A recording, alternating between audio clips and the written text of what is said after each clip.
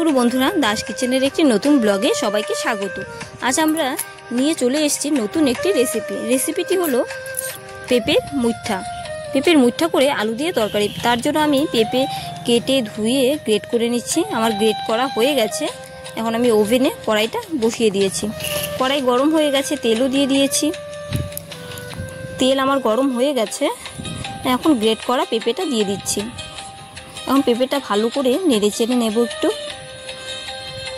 এখন একটু নুন দিয়ে দেবো যাতে পেঁপেটা ভালো করে সেদ্ধ হয়। নুন দিয়ে ঢেকে দিচ্ছি, সুন্দরভাবে সেদ্ধ হবে। আমি 4 থেকে 5 মিনিট পর আসছি।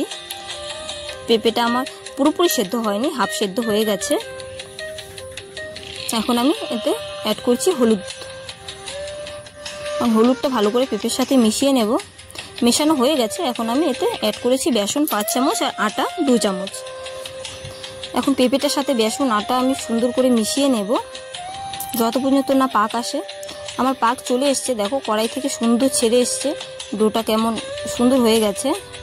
তো যখন এমন কড়াই থেকে একাই ছেড়ে আসবে তখন বুঝতে হবে যে আমাদের মুঠা করার জন্য ডোটা রেডি। তো এখন আমি ডোটা নামানোর জন্য একটা থালায় সর্ষের তেল হাত দিয়ে মাখিয়ে নিচ্ছি। এখন এতে আমি ডোটা নামিয়ে দিচ্ছি। এখন ডোটা আমি 5 থেকে 10 মিনিটের মতো ঠান্ডা হতে দিয়েছিলাম। গরম গরম তো আর হাতে করা যাবে না। আর এখন আমি করে নিয়েছি সব। এদিকে আমি মশলার জন্য সব কিছু ভেজে নিয়েছি, মশলা করাও হয়ে গেছে। আর এখন আমি কড়াই তেল দিয়ে দিচ্ছি, মুইঠাগুলো ভেজে নেব। এক এক করে সব দিয়ে দেব, সুন্দর লাল লাল করে ভেজে নেব। হালকা হাতে নেড়ে দিচ্ছি, নেড়ে চেড়ে উল্টে পাল্টে দিচ্ছি। ভাজা আমার প্রায় হয়েই গেছে।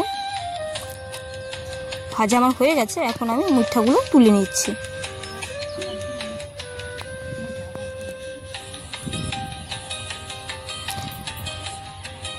আমি তুলে নিলাম, আবার দিয়েছি, আমার একবারে হয়নি। তো আমার সব রেডি। মুঠাগুলো ভাজা হয়ে গেছে, লাল লাল করে ভেজে নিয়েছি। এদিকে মুঠার তেলেই আমি সোমবাসে দিয়ে দিচ্ছি 2 টুকরো দারচিনি, একটু সাদা জিরে আর 2টো তেজপাতা। আমার ফোড়নগুলো এসে পড়েছে, জিরেগুলো লাল লাল হয়ে গেছে। এখন আমি আগে থেকেই আলু সেদ্ধ করে টুকরো করে রেখেছিলাম, সেই আলুগুলো দিয়ে দিচ্ছি। এখন আলুগুলো ভালো করে নেড়ে চেড়ে নেবে। নেড়ে চেড়ে নিয়ে হলুদ আর নুন দিয়ে ভেজে নেব। নুন আর হলুদটা দিয়ে দিয়েছি। এখন সুন্দর করে আলুর সাথে মিশিয়ে নেব। মেশানো হয়ে গেছে, ভাজাও প্রায় হয়ে গেছে। এদিকে আমি মশলাটা দিয়ে দিচ্ছি। মশলাতে আছে আমার জিরের গুঁড়ো, আদা, লঙ্কা আর তেজপাতা। লঙ্কা, জিরে, তেজপাতাটা আমি তেলে ভেজে নিয়েছিলাম, তাতে টেস্টটা দ্বিগুণ হবে। এদিকে আমার কষানোও হয়ে গেছে। আমি ঝোলের জন্য পরিমাণ মতো জল দিয়ে দিচ্ছি। ঝোলটা ফুটতে থাকুক। ঝোলটা আমার ফুটে গেছে। এখন একটু নেড়ে চেড়ে মুঠাগুলো দিয়ে দেব।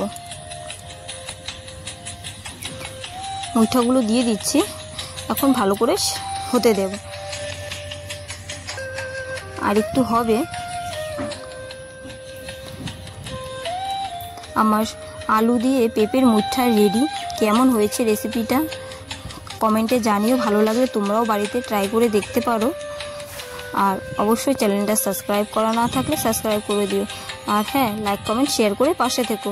আজ এই পর্যন্তই। দেখা হচ্ছে পরবর্তী একটি ব্লগে। টাটা, জয় গুরু। ভালো থাকবেন, সুস্থ।